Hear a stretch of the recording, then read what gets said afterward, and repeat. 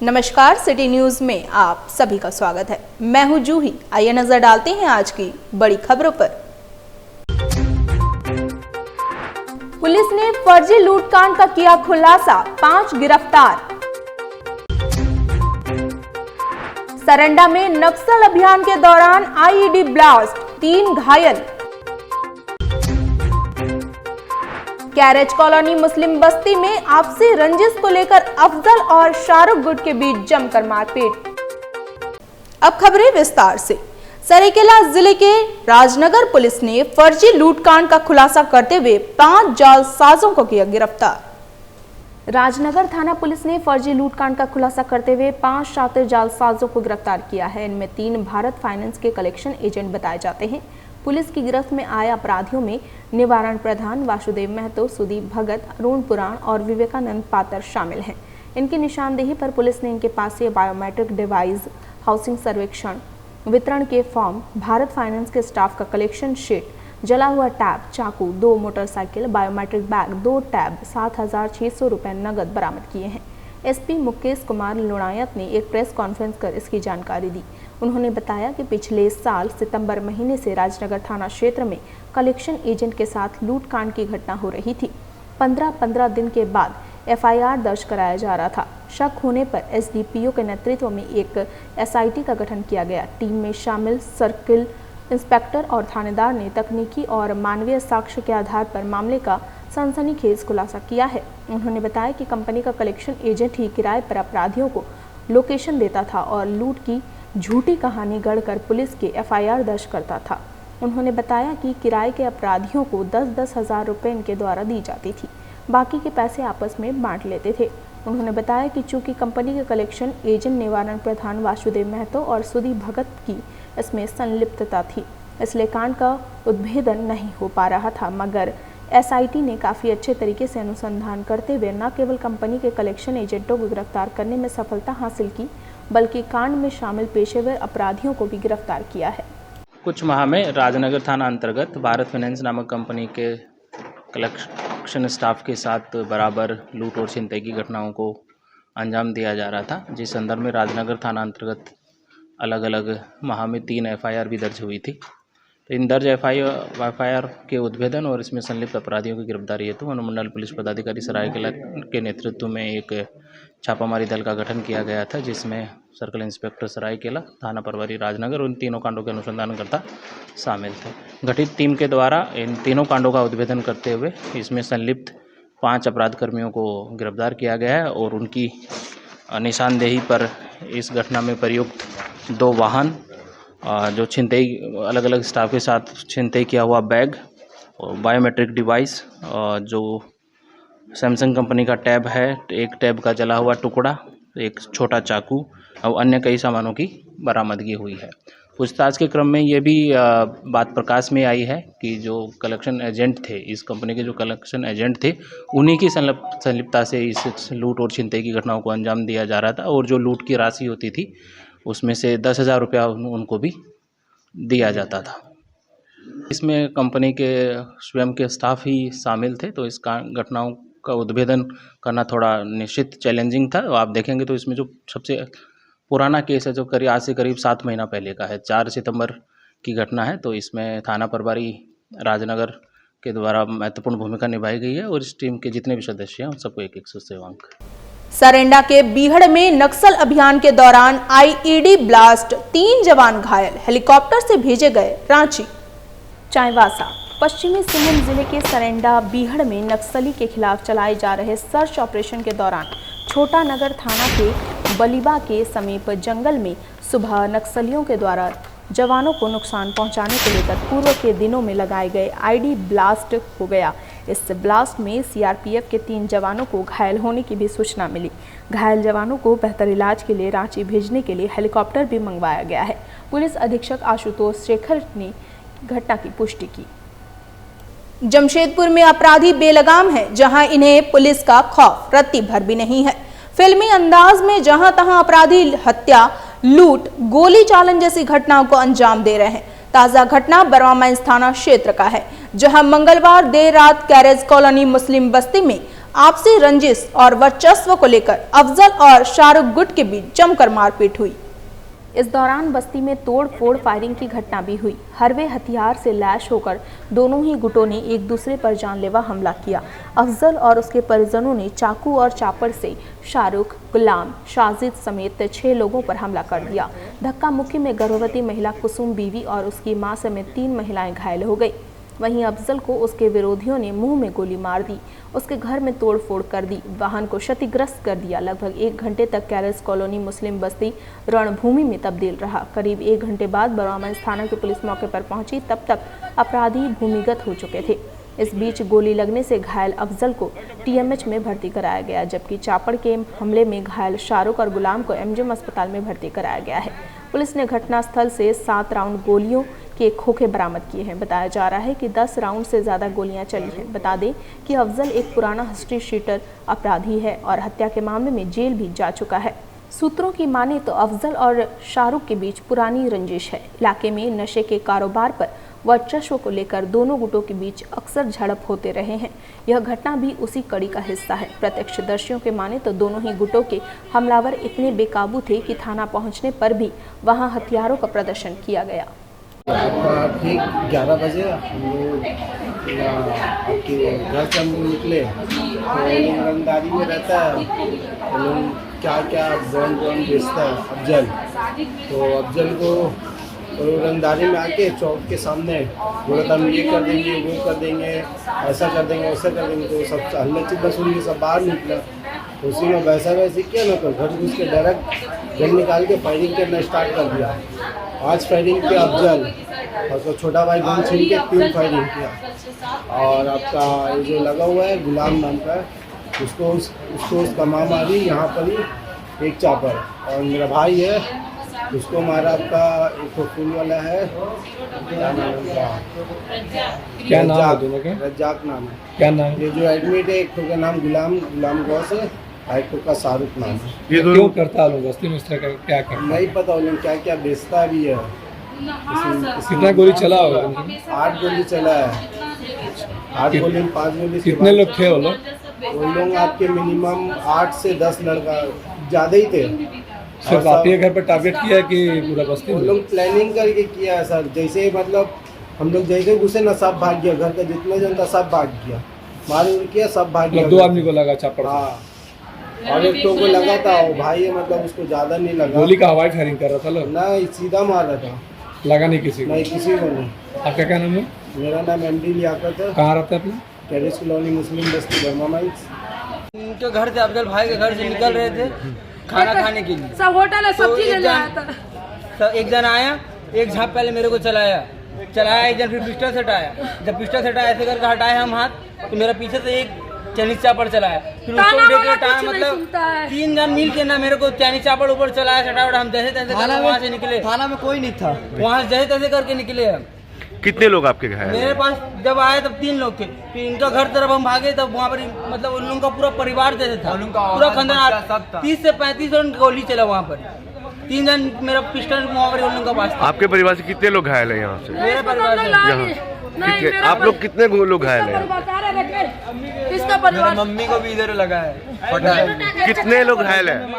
चाचा का भी यहाँ पे सर में चाइना चापड़ चला दिया, मम्मी का भी यहाँ पे चाइना चापड़ चला। लोग चापड़ फेंक के मार रहा था, पूरा दूध फेंक के मार रहा। 20-30 जन था, एक बैग आगे औरत का हाथ से। तानाशाह, लापरवाह और जनता के प्रति उदासीन रवैया रखने वाले अफसर होंगे बेनकाब। मानगो को कचरा मुक्त करना ही होगा। हम लोगों के यानी आम जनता के टैक्स के पैसे से मानगो नगर निगम के अधिकारियों के साथ ही सभी सरकारी अफसरों को वेतन मिलता है। सरकारी बाबुओं को 1 माह देर से अगर वेतन मिले तो ऊपर से लेकर नीचे तक हाय तौबा मच जाता है, पत्राचार शुरू हो जाता है। लेकिन जिसके पैसे से अधिकारियों को वेतन मिल रहा है, उनके बच्चों की परवरिश हो रही है, उसी जनता की समस्या के निदान की जब बात आती है तो अफसरों को अनगिनत बहाने याद आते हैं। जनता अपनी समस्या लेकर इनके पास जाए तो उसे धुतकारते हैं, मजाक उड़ाते हैं, और तो और समस्या बड़ी रहने पर मीटिंग का बहाना बनाकर भागते फिरते हैं। लेकिन कान खोलकर सुन लीजिए मानगो नगर निगम के साहब, ये मानगो है साहब, यहाँ आपकी लाट साहबी नहीं चलेगी। मानगो को कचरा और दुर्गंध मुक्त करना ही होगा। मानगो के लोग कचरे में और दुर्गंध में रहें और आप टाटा स्टील के क्वार्टर में मजे करें, वहां अपने घरों में खुशबूदार हवा का आनंद लें। ये सब नहीं चलेगा। जनता के प्रति जवाबदेह होना होगा, नहीं तो मानगो के लोग आपको भी चैन से बैठने नहीं देंगे। यह मेरा सुझाव भी है और चेतावनी भी है। बुधवार को माननीय विधायक सरयू राय के मानगो प्रतिनिधि पप्पू सिंह समेत सभी जनता प्रतिनिधियों के साथ मानगो नगर निगम में एक बैठक बुलाई गई थी। समय था 10 बजे।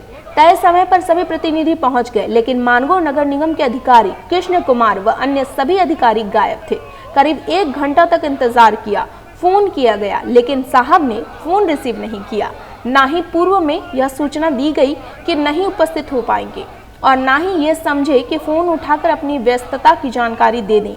सोचिए जरा, अगर विधायक प्रतिनिधि के साथ ये रवैया है तो बेचारे सामान्य लोगों के साथ क्या व्यवहार होता होगा। लाख भागिए, लेकिन हम छोड़ेंगे नहीं। मानगो में साफ सफाई सुनिश्चित करना ही होगा।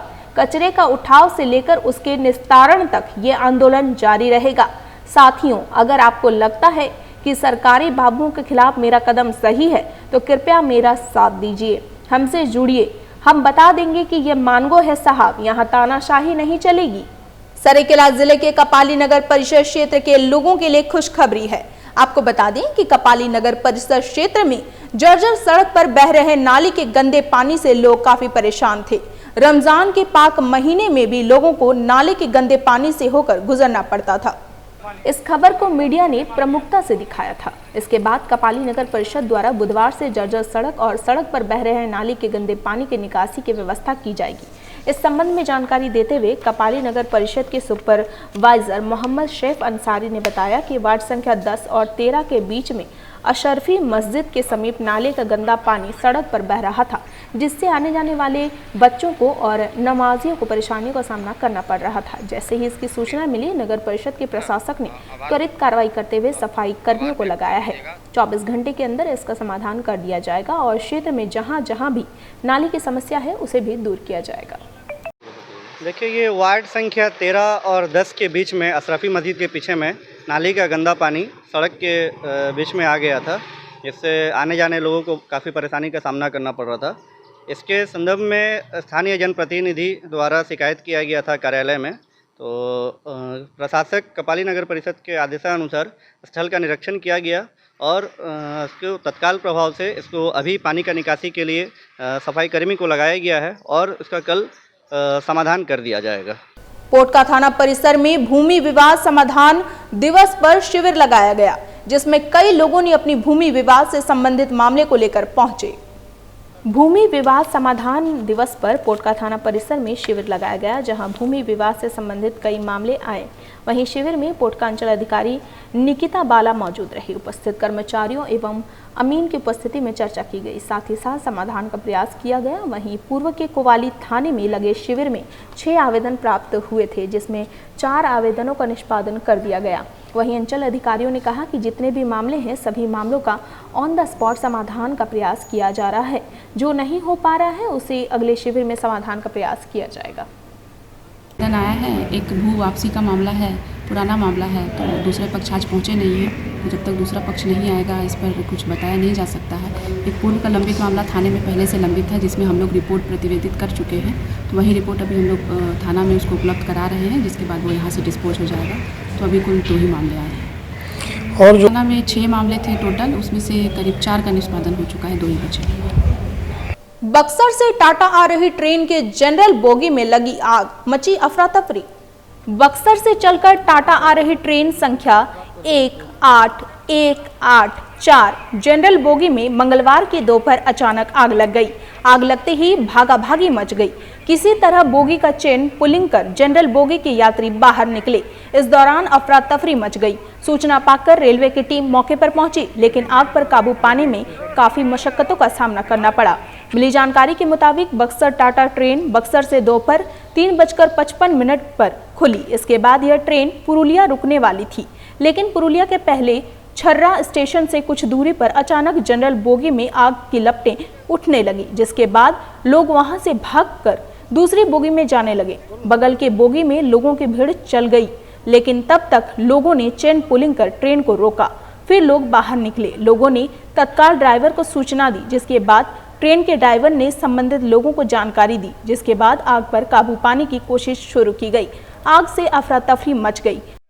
हम उसी बोगी में बैठे हैं जिस बोगी में आपको आग लगा हुआ था। तो एक बैके क्या हुआ कि एक बैके धुआं दिया। अब किस कारण से हुआ ये तो नहीं मेरे को मालूम। हम सोए हुए थे, मेरे वाइफ मेरे को जल्दी उठाई। अब भयानक धुआं हो गया, तब लोग भाग करके उतरे। तो फिर आतंक मचा बोगी पे? हाँ, बोगी पूरा हल्ला, पैसेंजर उतर के कूद गया। शुरू कर दिया था। हाँ, एक बाइक पूरा धुआं देना शुरू हो गया है जनरल कमरा में, जनरल बोगी में। वक्त तो चला है एक छोटे से ब्रेक का। ब्रेक के बाद खबरें और भी हैं, तब तक के लिए देखते रहें सिटी न्यूज। जमशेदपुर के Dhatkidih B block road number 1 में माई कम्फी डेकोर आपके लिए लाया है बेस्ट क्वालिटी के गारमेंट्स, साथ ही आपके होम डेकोरेशंस के सारे आइटम। यहां आपको डेली यूज और पार्टी वेयर के लिए मिलेंगे रेडीमेड सूट, दुपट्टा और स्टोल, साथ ही आकर्षक रंगों में कुर्ता पजामा के लिए बेहतरीन कपड़े। माई कम्फी डेकोर से खरीदारी कर आप अपने होम डेकोरेशन को और भी आकर्षक बना सकते हैं। यहाँ आपको curtains, bedsheets, sofa covers, cushions, pillow covers, table cloth, diwan set और डोर मैट्स के वैरायटी रीजनेबल प्राइस में मिलेंगे। त्योहारों के मौसम में special discount. My comfy decor आपको 5,000 रुपए की खरीद पर 10% डिस्काउंट भी देता है। हमारी दुकान जो है वो 5 साल पुरानी है।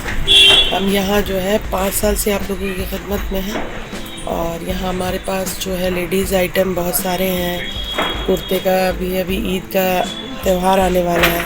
हमारे यहाँ 5,000 की खरीदारी पे 10% डिस्काउंट देते हैं हम लोग।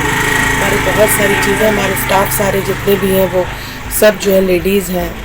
पूजा और दिवाली में भी हमारे यहाँ विशेष छूट रहती है, स्पेशल ऑफ़र रहता है पूजा के बेस से, और ईद पे भी हमारे यहाँ बहुत न्यू कलेक्शन आए हुए हैं। तो एक बार जरूर आएं और इस आकर्षक ऑफर का लाभ उठाएं।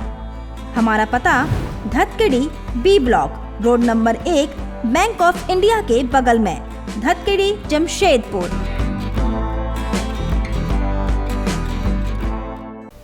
ब्रेक के बाद मैं जूही आप सभी का फिर से स्वागत करती हूं। बाहा पर्व में शामिल हुए पूर्व मुख्यमंत्री चंपाई सोरेन, जहां पूजा अर्चना कर राज्य की सुख समृद्धि की कामना की। प्रकृति पूजक संथाल आदिवासी खेरवाड़ समुदाय के प्रमुख त्योहारों में एक बाहा पर्व की आज से शुरुआत हो गई है। 5 दिनों तक चलने वाले इस पर्व को लेकर राज्य के सभी खेरवाड़ जाहिरगाड़ में विधि विधान से बाहा बोंगा की पूजा अर्चना की गई। इस राज्य के पूर्व मुख्यमंत्री चंपाई सोरेन ने अपने पैतृक गांव जिलिंगोड़ा स्थित पारंपरिक जाहिरगाड़ में बाहा बोंगा की पूजा अर्चना की और राज्य के सुख समृद्धि की कामना की। पर्व को लेकर जिलिंगोड़ा जाहिरगाड़ को दुल्हन की तरह सजाया गया है। वहीं इस पर्व में प्राकृतिक संसाधनों की पूजा अर्चना की जाती है और परिवार के सुख समृद्धि की कामना की जाती है। वहीं पूर्व मुख्यमंत्री ने राज्य के लोगों को बाहा पर्व की शुभकामनाएं दी। मीडिया से बातचीत के क्रम में पूर्व मुख्यमंत्री चंपाई सोरेन ने एक बार फिर से रूढ़िवादी परंपरा के संरक्षण और संवर्धन की प्रतिबद्धता दोहराई और कहा, आज साजिश के तौर पर राज्य में आदिवासियों के अस्तित्व के साथ खिलवाड़ किया जा रहा है। उन्होंने कहा, आज हमने अपने मारांगबुरु से राज्य में हो रहे घुसपैठ और रूढ़िवादी परंपरा को कायम रखने का आशीर्वाद मांगा है। आगामी 23 मार्च से राज्य के आदिवासियों के साथ नए आंदोलन की शुरुआत की जाएगी ताकि राज्य में हो रहे घुसपैठ और यहाँ के रूढ़िवादी परंपराओं के साथ हो रहे छेड़छाड़ पर अंकुश लगे। उन्होंने एक बार फिर से राज्य सरकार पर निशाना साधा और कहा, राज्य सरकार आदिवासियों और रूढ़िवादी परंपरा के संरक्षण में पूरी तरह से नाकाम रही है। आज आदिवासी खेरवाड़ वंश संताल समाज आज पूरा देश में जहाँ भी है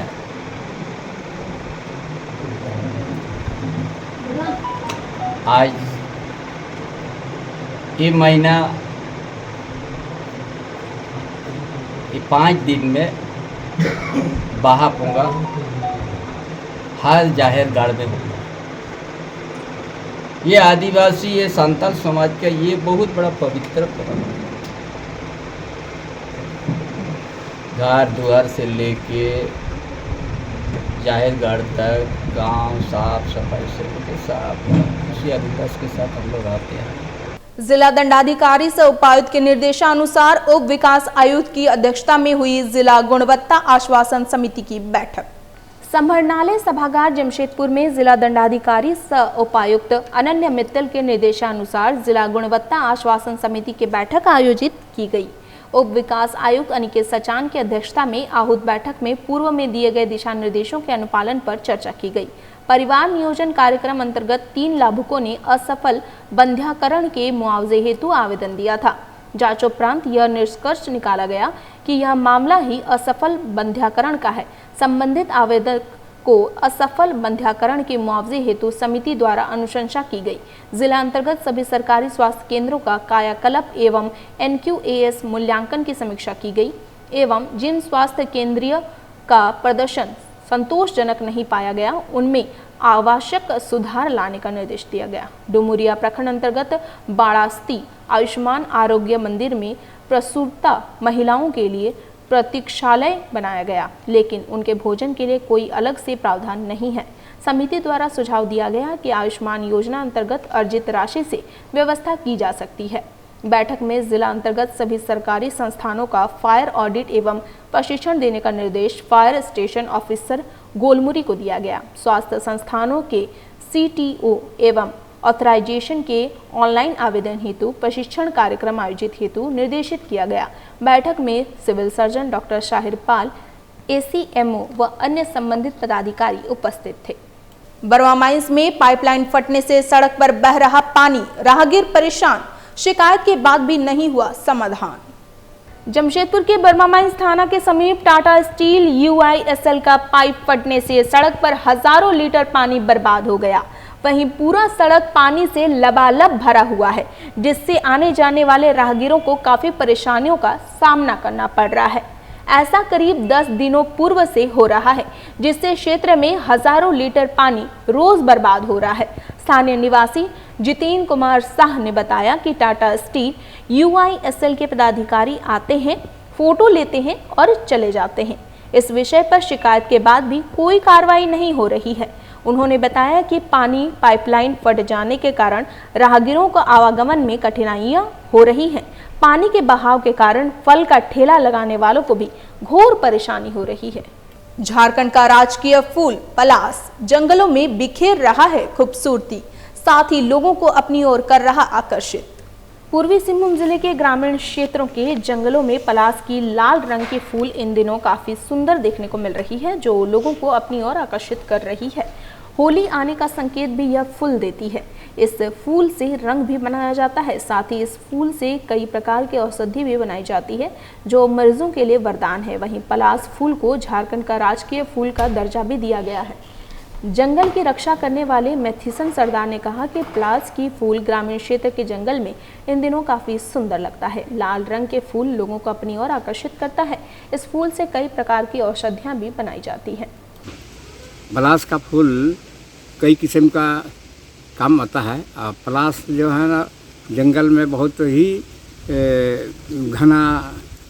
घना तौर पर अभी फूल हो रहा है। ये सीजन है फूल का सीजन और ये औषधि भी बनता है और ये विभिन्न किस्म का गाछ भी है। उसके बीच में ये फूल जो है ये फुलराने से और सुंदरता बढ़ता है। और अभी तो खाली लाल लाल दिखाई दे रहा है। जंगल किनारे पलास का गाछ इतना है कि वहाँ लाल लाल दिखाई दे रहा है। जिला दंडाधिकारी सह उपायुक्त की अध्यक्षता में हुई child line CWC observation home one stop centre से संबंधित समीक्षा बैठक, दिए गए आवश्यक दिशा निर्देश। संभरनालय सभागार जमशेदपुर में आहूत बैठक में जिला दंडाधिकारी सह उपायुक्त अनन्या मित्तल द्वारा मिशन वात्सल्य योजना अंतर्गत कार्यरत सभी घटकों, जिसमें जिला बाल संरक्षण इकाई, बाल कल्याण समिति, किशोर न्याय board, child helpline, one stop centre की समीक्षा की गई। उप विकास आयुक्त अनिकेत सचान, जिला समाज कल्याण पदाधिकारी श्रीमती संध्या रानी, DCPO, NGO प्रतिनिधि व अन्य संबंधित बैठक में उपस्थित रहे। बैठक में बाल कल्याण समिति से प्राप्त परित्याग बच्चों के अधिकार एवं संरक्षण, एकल अभिभावक वाले बच्चे एवं अनाथ बच्चों को योजनाओं से आच्छादित किए जाने, वन स्टॉप सेंटर के माध्यम से पीड़ित बालिकाओं, महिलाओं के आवासन, विधिक सहायता, परामर्श और पुलिस सहायता जैसी सेवाओं की समीक्षा की गई। साथ ही चाइल्ड लाइन की गतिविधियों के संबंध में एवं उनकी समस्याओं के संबंध में चर्चा की गई। वहीं मिशन वात्सल्य योजना, फास्टर केयर योजना के साथ ही child protection policy, vulnerability mapping, सड़क पर जीवन यापन करने वाले बच्चों को शिक्षा प्रदान करने, बाल श्रम, बाल व्यापार, बाल विवाह, बाल संरक्षण, पॉक्सो, किशोर न्याय अधिनियम, बच्चों से जुड़े अन्य कानून पर चर्चा की गई। जिला दंडाधिकारी सह उपायुक्त ने सभी स्टेक होल्डर को निर्देशित किया कि विशेष परिस्थितियों में रह रहे किशोर किशोरियों की सुरक्षा और उनके समग्र विकास के लिए सक्रिय भूमिका निभाएं। सभी का दायित्व है कि न केवल ऐसे बच्चों को शैक्षणिक विकास में बल्कि उनके मानसिक, सामाजिक और भावनात्मक कल्याण की दिशा में भी कार्य किए जाएं। उन्होंने कहा कि स्लम में रहने वाले बच्चों को भी शिक्षा से जोड़ने की दिशा में पहल करें। साथ ही निर्देशित किया कि जो बच्चे भिक्षावृत्ति करते पाए जाएं उनकी काउंसलिंग करें एवं उनके माता पिता की भी काउंसलिंग करें। उपायुक्त ने कहा कि बाल संरक्षण बेहद ज़रूरी है, इसके लिए सभी को सहयोगात्मक भावना से कार्य करने की ज़रूरत है। बैठक में बाल संरक्षण से जुड़े मुद्दों पर सहयोगात्मक रणनीति विकसित करने, बाल संरक्षण से जुड़े मुद्दों पर हितधारकों के साथ संवाद को सुविधाजनक बनाने, बाल संरक्षण ढांचे को मजबूत करने तथा बाल संरक्षण से जुड़े मुद्दों पर अंतर्विभागीय समन्वय स्थापित करने पर बल दिया गया। चलते चलते एक बार फिर नजर डालते हैं आज की बड़ी खबरों पर। पुलिस ने फर्जी लूटकांड का किया खुलासा, 5 गिरफ्तार। सरंडा में नक्सल अभियान के दौरान आईईडी ब्लास्ट, 3 घायल। कैरेज कॉलोनी मुस्लिम बस्ती में आपसी रंजिश को लेकर अफजल और शाहरुख गुट के बीच जमकर मारपीट। आज के लिए बस इतना ही। कल फिर मिलेंगे कुछ नई ताजा खबरों के साथ। तब तक के लिए सिटी न्यूज की पूरी टीम को दीजिए इजाजत। नमस्कार।